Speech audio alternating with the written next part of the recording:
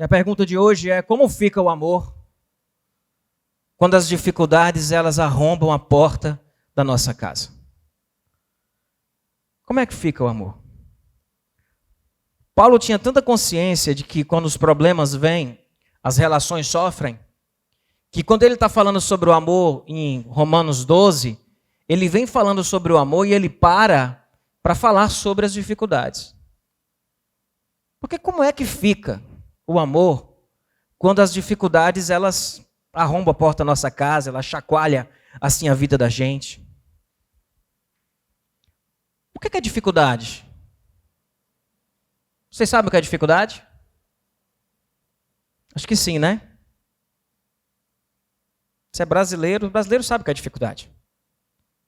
Não preciso dizer o que é dificuldade, né? Quando eu digo que arrombam a porta, por que arrombam? Porque a dificuldade parece que ela não chega na vida da gente assim, não. Ó. Oi, tudo bom? Eu queria pedir licença, que eu estava querendo entrar e bagunçar a sua vida. A dificuldade faz isso? Ela chega como? Tocando a campainha? Ela chega metendo o pé na porta. Ela chega metendo o pé na porta. Por isso, como que fica o amor quando as dificuldades arrombam a porta da nossa casa, da nossa família? Eu já vi, meus irmãos, casamentos não suportarem uma crise financeira.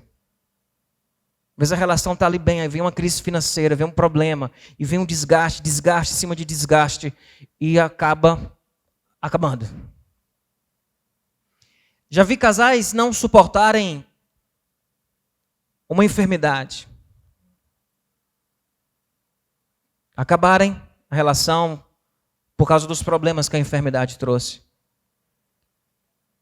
Eu já vi casais não suportarem quando uma depressão vem e se aloja no coração de um dos cônjuges. O amor sofre com isso. O amor tudo suporta, tudo crê, tudo espera. É verdade. Mas aquele texto de Paulo está falando do amor de Deus e do amor como um amor pleno. Mas nas nossas relações humanas, quando as dificuldades vêm, a verdade é que estremece, balança. De repente você não tem mais o dinheiro, ou você não tem mais o emprego, ou você não tem mais a saúde, ou você não tem mais o equilíbrio emocional para poder lidar com a relação a dois, que não é uma relação fácil. Eu já vi relação entre pais e filhos não suportarem as dificuldades quando vêm. Por uma escolha, por uma decisão, por uma droga que entra na vida desse jovem. Seja essa droga, a droga ou a droga. Aquilo que a gente conhece como droga e aquilo que a gente não conhece como droga, que também é uma droga. A verdade é que quando as dificuldades vêm e arrombam a porta da nossa casa, nossas relações elas estremecem. Mas não é regra que o amor esfria, diminui e acaba. Não é regra. Porque o amor, ele pode, diante de uma dificuldade, o amor pode esfriar, mas o amor também pode aquecer. A dificuldade veio e o amor cresceu. A dificuldade veio e a relação entre os dois, ganhou uma cumplicidade que não tinha antes. O amor pode diminuir ou ele pode aumentar. Vai depender de quê? Porque dificuldade é dificuldade. Quando ela chega batendo. Por que em alguns casais, ou algumas famílias, a dificuldade vem e depois lá na frente as pessoas saem amando mais, tolerando mais, sentindo mais cumplicidade um com o outro, ligado mais ao outro, e outro sai lá do outro lado, cada um para um lado. Eles sobreviveram às dificuldades, mas foi cada um para um lado. Não estão mais juntos. Passaram pelo vale, mas ao final do vale, eles não ficaram mais juntos. O que determina isso? Pastor, é porque o outro casamento não prestava, e o que presta segura. O que não presta acaba. Não é isso, não. É muito simplório isso. Às vezes, meus irmãos, o que vai depender é depender da postura nossa em meio à dificuldade. O que vai determinar se diante de uma dificuldade eu vou colher um fruto que vai fortalecer o amor, ou se eu vou colher um fruto que quando eu morder, ele vai amargar o amor, depende muito da postura da gente em meio às dificuldades. Como que a gente lida com isso? Porque é certo que as dificuldades elas chegam. E quando elas chegarem, qual será a nossa postura? Qual será a nossa postura dentro de casa, na nossa relação conjugal, na nossa relação com os nossos irmãos, na nossa relação com nossa esposa, com seu esposo? Qual será a sua postura? E aí Paulo traz um conselho muito simples. Quando ele diz em Romanos 12:12, alegrem-se na esperança, sejam pacientes na tribulação e perseverem em oração. Eu não estou dizendo que isso aqui é o segredo de passar por dificuldade, bem, às vezes a dificuldade parte no meio mesmo. E tem gente que nem fez isso e continuou. Mas o que eu estou dizendo é que há sabedoria neste texto, quando Paulo está dizendo aos irmãos que quando eles vão passar por dificuldade, que eles devem se alegrar na esperança, que eles devem ser pacientes na tribulação e que eles devem perseverar em oração. E eu queria desafiar você a trazer isso para dentro da sua casa. A trazer isso para dentro da sua relação familiar. A você perseverar na oração. A você ser paciente na tribulação. A você alegrar-se na esperança. Parecem coisas simples, mas são coisas simples que muitas vezes nós não fazemos dentro da nossa casa, nas nossas relações, quando nós passamos por lutas. Vamos destrinchar esse versículo? Queria falar rapidinho para vocês sobre esse texto. E queria inverter a ordem. Eu vou começar com a parte que ele diz: sejam pacientes na tribulação. Sejam pacientes na tribulação. Meus irmãos, é certo que a tribulação vem. Jesus disse o quê? No mundo vocês terão aflições. As aflições chegam. Por uma doença, ou por uma crise financeira, ou por um problema de relacionamento, por feridas que foram estancadas e de repente elas começam a sangrar novamente dentro da nossa casa. As dificuldades vêm, as tribulações vêm.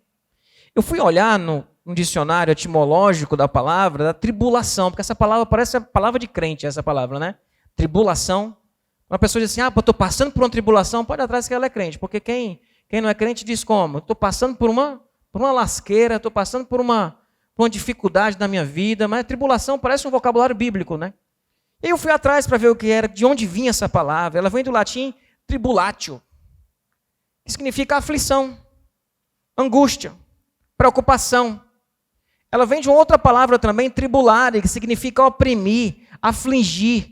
E originalmente significa apertar, comprimir. Seria a expressão, lá antigamente, é a vara para moer o grão.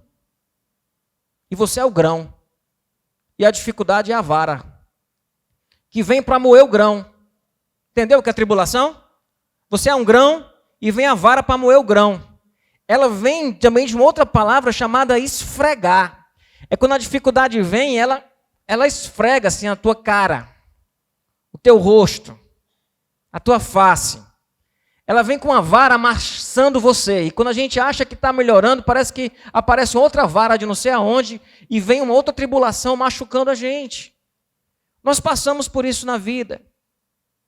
Com coisas graves e com coisas simples. Às vezes é um hospital que bate, às vezes é uma doença besta dentro da nossa casa. Lá em casa, esse mês, a gente está fechando quase 40 dias com gente doente em casa. E a doença besta, é uma tosse, é um negócio, é um enjoo, é um vômito. Aí vai para a Unimed, volta, fica 3 horas lá, volta. Aquele negócio que vem, que chega e parece, na hora que a gente deita para dormir, um se leva, quando vai abrir na porta, diz assim, eu estou enjoado. Eu disse, meu Deus do céu. Esse menino está enjoado. Aí no outro dia o outro vem e diz, eu estou falta de ar. Eu disse, pois respire, vá dormir. Tribulação chega, a gente está cansado já, ela vem moer a gente. Ela vem moer. Sabe? Aí de repente você recebe uma fatura que veio, isso aconteceu comigo esse mês passado, uma fatura da Claro que veio com R$900 a mais. Eu disse, oxe, o que foi isso aí? É a vara. É a vara. O menino doente, comprando um remédio, a vara o negócio, fui ver o que era, foi um erro do negócio, de um plano que fizeram, uma confusão maior do mundo. E você sabe que para resolver esses R$ 900 com a Claro, você vai precisar contratar um advogado, ter um estresse do tamanho do mundo. Eu já estou achando R$ 900 barato. Da confusão que isso não dá. E foi um erro mesmo nosso. Mas vem uma luta. Aí a mulher começa a tossir. Lá em casa foi engraçado esse mês. E eu me segurando, né? E aí tudo adoecendo, a gente se segurando. Essa luta, uma luta besta, não é, pessoal? Não é uma luta besta? A gente acha que a tribulação é só um negócio grave. Às vezes uma tribulação pode ser uma pia, meu irmão. 2 horas da manhã. Para dar conta dela. Tribulação pode ser um pneu furado na hora que você já está não aguentando, mas nem dirigir até chegar em casa. Aí fura o pneu. Tribulação pode ser um negócio roubado dentro do teu carro. De repente estava ali e roubaram. Do nada essas coisas acontecem na vida da gente. Estou falando para a gente não ficar achando que a tribulação ela é só um negócio, um desastre, uma catástrofe, uma doença, um câncer, um acidente, uma capotada. Não, pode ser essas besteiras que acontecem no dia a dia, que vai moendo a gente, vai minando nossa resistência. E o que esse versículo está dizendo é: sejam pacientes na tribulação. É tipo, ei, a palavra aqui seria calma, calma, calma. A vida tem dessas coisas. Sejam pacientes na tribulação. Na tribulação vier, tente respirar fundo. Não pega ar, não. É bem cearense isso, né? Não pegue ar, não. Se você for pegar ar, que seja aquele pega ar, como dar aquela respirada e acalmar. Calma com o quê? Calma com a situação. Porque é isso mesmo. É você, por exemplo, estar na Unimed lá 2 horas da manhã com seu filho e ter calma com isso. Saber que isso faz parte da vida, que a gente passa por essas coisas, que não adianta a gente ficar se estressando, ficar lamentando, dizendo, ó vida, ó céus, ó azar, isso acontece, nem dá para dizer que isso acontece contigo, porque a emergência da Unimed é assim, ó. Você olha assim, você acha que seu filho está bom, você diz, o que é que eu estou fazendo aqui?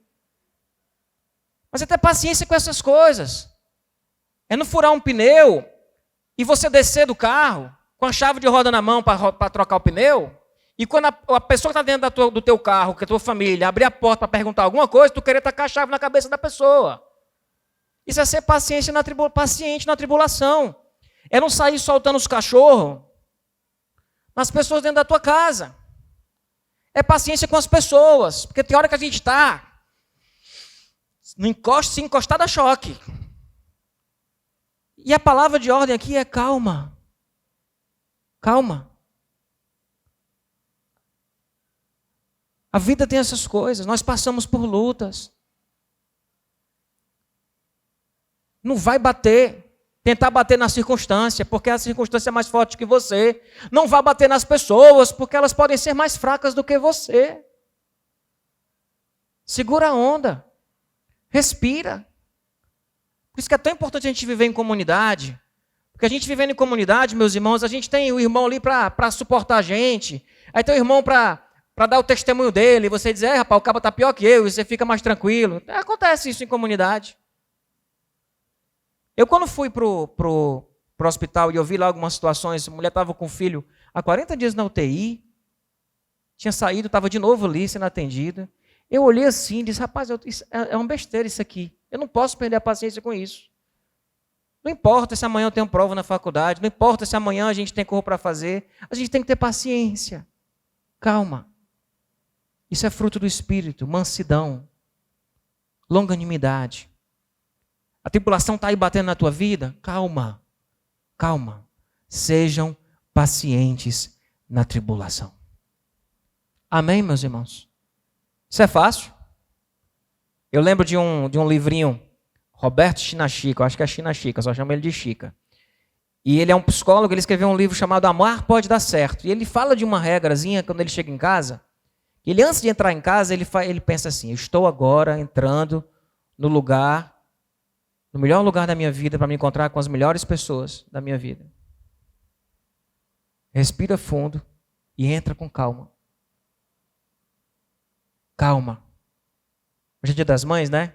Você vê as mães, às vezes, com os filhos na rua, os meninos dando trabalho, estressado, puxando pelos negócios, gritando com os meninos. Um estresse danado. Tem hora que a gente olha assim e fala assim, rapaz, dá medo daquela mulher. Tão estressada que ela está. Tão estressada que está naquele contexto lá. Calma.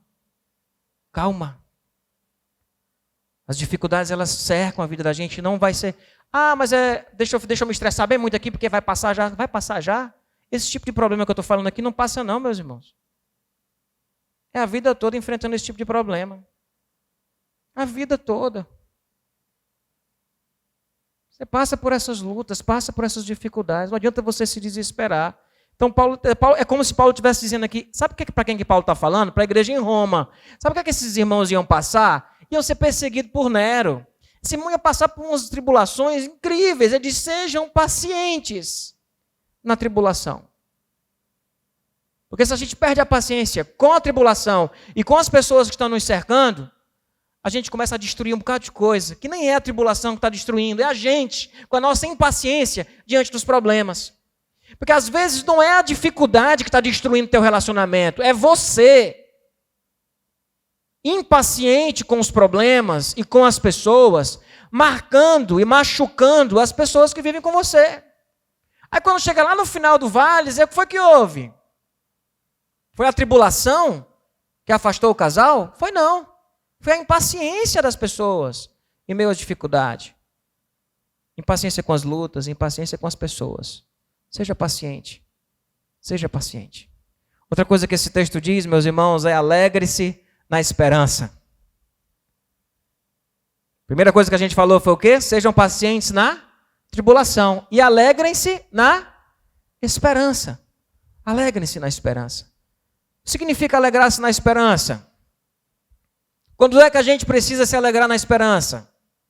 É quando a gente olha para aquilo que é real ao nosso redor e não há motivo para se alegrar.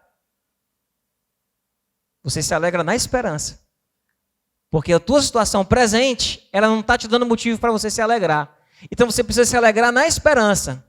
Paulo está dizendo para Roma aqui, dizendo o seguinte, olha, vocês serão perseguidos, muitos de vocês serão mortos no Coliseu, comidos por leões, pele de animal, vão ser perseguidos, alegrem-se na esperança. Porque existe situação na vida da gente que se a gente olhar só para o presente, a gente vai pirar. A gente precisa se alegrar também, aprender a se alegrar na esperança. Sabe o que é esperança? Esperança é o contrário de ansiedade. A gente é muito ansioso, né? E o que é ansiedade? É quando você trazemos do futuro para o presente a possibilidade de uma coisa ruim acontecer. Então, ansiedade é quando eu pego uma coisa ruim, a possibilidade de uma coisa ruim que está lá no futuro, e eu trago para me preocupar com ela agora. Isso é ansiedade. Um problema futuro, que pode nem acontecer, é uma possibilidade de uma coisa ruim do futuro, e eu trago ela para o presente para me angustiar hoje. Isso é ansiedade. A esperança é o contrário disso. É a mesma lógica, mas é o contrário. É quando eu pego uma coisa boa do futuro, e eu trago ela para o presente, para me alegrar com ela hoje. Percebe a diferença? A ansiedade, eu pego a possibilidade de um problema futuro, trago ela para o presente, me abraço com ela e sofro hoje. A esperança é quando eu pego uma possibilidade de uma coisa boa no futuro, eu trago ela para o presente, me abraço com ela e me alegro com ela hoje. O que Paulo está dizendo é alegrem-se na esperança. Qual a esperança que nós temos, meus irmãos? É de que a gente pode passar pelo que for na vida da gente. Deus estará conosco. Ele não nos faltará. O Senhor é meu pastor e nada me faltará. Pegue essa esperança, traga ela para o presente, se alegre com ela. A convicção de que a gente pode estar passando pela luta que for, mas de que nós suportaremos isso e venceremos essa batalha. Traga a vitória que está lá na frente, para o presente, se abrace com ela e se alegre. E crie uma cultura de esperança dentro da sua casa, dentro da sua família. A gente está criando uma cultura de ansiedade dentro do nosso lar. Porque a gente fica toda hora pensando na desgraça do futuro, trazendo para o presente, verbalizando isso, criando, fazendo um terrorismo emocional dentro de casa. E a gente precisa exercitar na nossa fé a esperança, alegrar-se com a esperança, pegar uma coisa boa lá do futuro, trazer para dentro de casa e se alegrar com isso. Ensine isso para os seus filhos, ensine isso para o seu cônjuge. Se tem alguém na sua casa que está sempre pensando no pior, sempre pensando na coisa ruim que vai acontecer, combata isso, sem combater com a pessoa. Mas pega aquilo e diz, vamos parar com isso. Vamos se alegrar na esperança. A gente está passando por luta, a coisa está difícil, mas vamos crer que o Senhor está com a gente, que a gente tem coisas para vencer. E até mesmo em umas situações que a gente não tem solução nessa vida, meus irmãos, nós cremos na vida eterna. Alegre-se na esperança. Até mesmo para pessoas que estão doentes e que a gente sabe que não vão viver muito tempo, alegre-se na esperança. Na esperança de que existe uma vida após a morte, de que existe uma esperança eterna, que nós podemos trazer para o presente e nos alegrarmos com ela. Cria isso dentro da tua casa. Cuidado com aquele discurso de derrota. Às vezes tem alguém dentro de casa que fica toda hora mastigando a derrota, toda hora falando da coisa ruim que pode acontecer. Parece um azarento. Se conversar com essa pessoa e dizer, vamos mudar isso. Vamos nos alegrar com a esperança. Vamos olhar para o futuro com um olhar de esperança. Nós não estamos sozinhos, nós estamos com o nosso Deus. Vamos crer nisso, meu povo. E é isso que Paulo está dizendo para esses irmãos. Alegrem-se na esperança. A palavra é confiança. Confiança. Confiança de que Deus, Ele vai estar com a gente.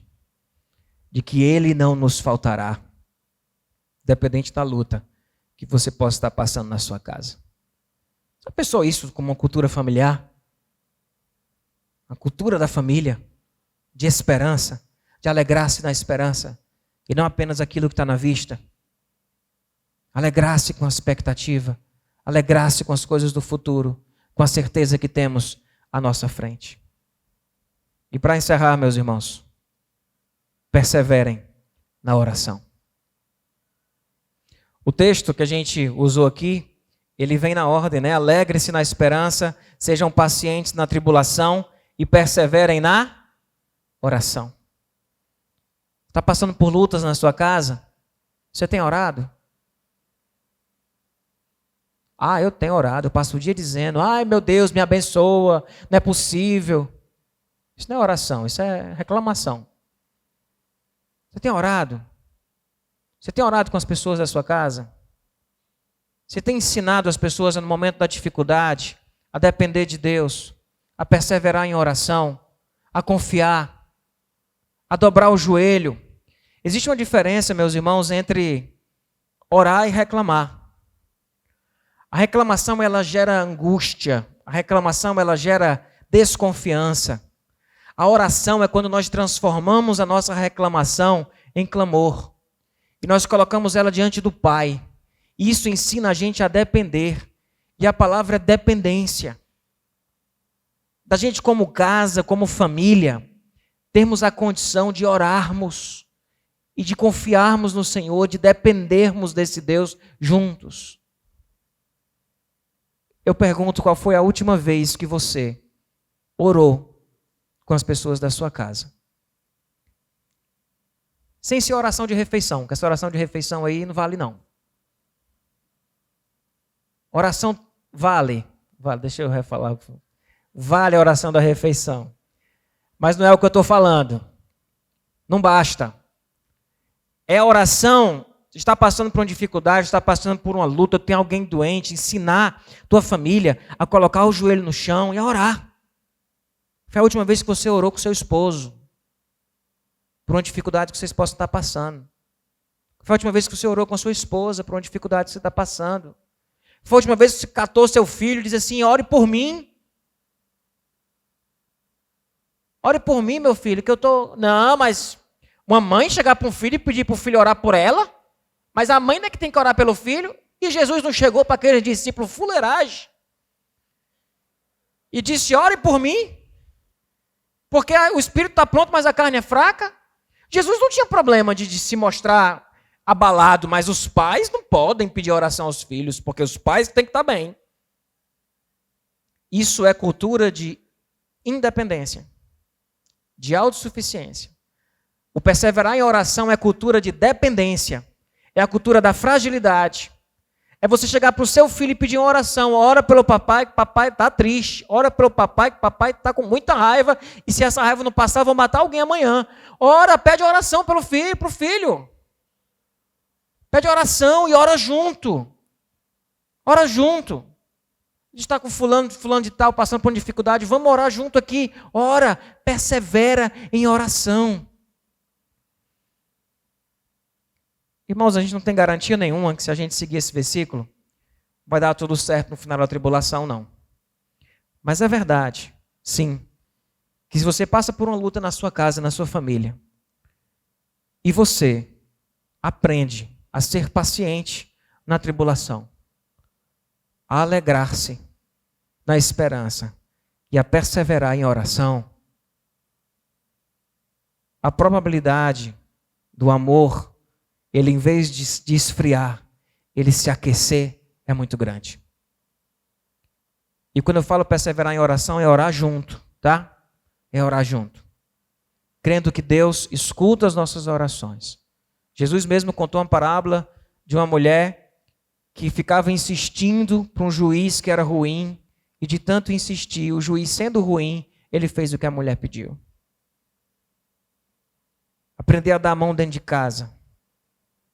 E a orar, a perseverar na oração. Isso une a gente. E talvez passando pelas lutas, e você na sua casa aprendendo o que significa ser paciente na tribulação, alegrar-se com a esperança, para que o clima familiar não seja um clima de terrorismo, não seja um clima de desgraça. A gente tem muito motivo para se alegrar.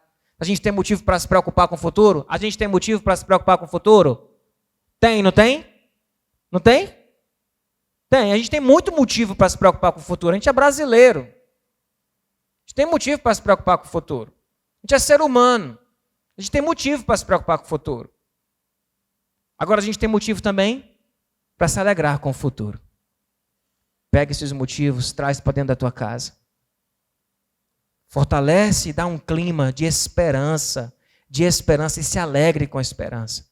E persevere, meus irmãos, em oração.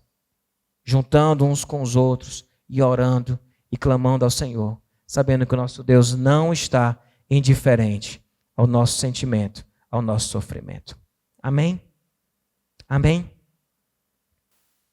Você crê na oração? Você crê na esperança? Você crê que Deus está com você e que a tribulação faz parte da vida? Às vezes a pessoa fica querendo entender, fica querendo buscar um culpado, fica querendo buscar um motivo de angústia. A vida traz lutas e a gente precisa ser paciente. Precisa saber puxar as coisas que são boas lá do futuro, trazer para o presente e abraçar elas e se alegrar com elas. E juntar a nossa família e dizer: vamos orar juntos. Ah, tenho vergonha de orar. Não tenho coragem de orar, fico com vergonha. Quebra essa vergonha. E ora. Ora com a tua casa. Ora com teus filhos. Experimenta ligar para um filho teu, que já é adulto. E dizer: meu filho, ore por mim hoje. Estou precisando de sua oração. O amor aquece. O amor aquece. Ele, em vez de esfriar, ele aquece. Em vez de diminuir, ele aumenta. E a dificuldade, ela pode ser, sim, uma oportunidade da gente aquecer o nosso amor.